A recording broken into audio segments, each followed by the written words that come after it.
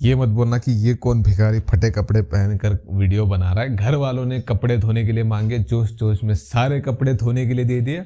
फिर याद आया भाई वीडियो भी तो बनानी है, तो ये फटा हुआ शर्ट पहन के वीडियो बना रहा हूँ।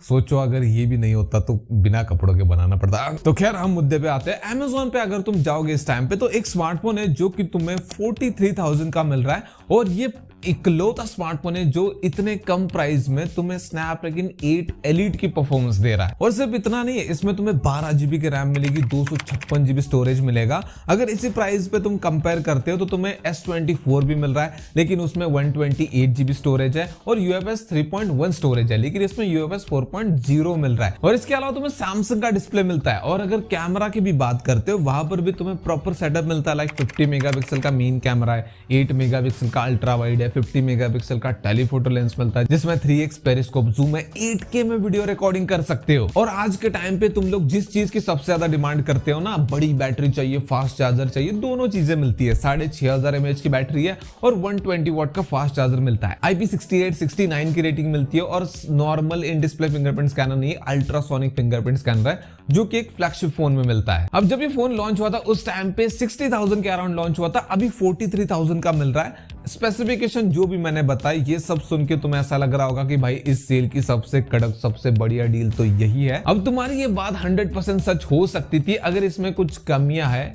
कुछ नहीं बहुत सारी कमियां हैं, वो उनमें से अगर थोड़ी बहुत भी कम हो जाती ना तो भाई ये बहुत बढ़िया डील बनती। अब वो कमियां बताने से पहले मैं स्मार्टफोन बताना चाहूंगा। ये है Realme GT7 Pro, जिसके बारे में कुछ लोग मुझसे पूछ रहे थे कि भाई इसके ऊपर क्या डील आएगी, कितने का मिलेगा। तो ये 43,000 का मिल रहा है, लेकिन ये किलर डील क्यों नहीं बन पाएगा? ये इसलिए नहीं बन पाएगा क्योंकि इसमें तुम्हें देखो प्रॉपर कैमरा सेटअप तो मिलता है, लेकिन अल्ट्रा वाइड लेंस बिल्कुल काम का नहीं है, एवरेज परफॉर्म करता है। सेल्फी कैमरा का भी आउटपुट उतना अच्छा नहीं लगता, और मेन कैमरा से तुम 8K में रिकॉर्डिंग कर सकते हो, लेकिन सेल्फी कैमरा से 4K का भी ऑप्शन नहीं दिया। मैंने तुमसे कहा था कि ये 60,000 के अराउंड आया था। उस प्राइस में जो भी स्मार्टफोन लॉन्च होते हैं उनमें तुम्हें मेन और अल्ट्रा वाइड कैमरा से 4K रिकॉर्डिंग का ऑप्शन मिलता है, लेकिन इसमें तुम्हें अल्ट्रा वाइड लेंस में 4K रिकॉर्डिंग का ऑप्शन नहीं मिलता, जबकि मेन में इन्होंने 8K का रिकॉर्डिंग ऑप्शन दिया है। और रही बात टेलीफोटो लेंस की, वो भी बस नाम का ही लगता है क्योंकि डिफरेंट लाइटिंग कंडीशन में ये डिफरेंट परफॉर्म करता है।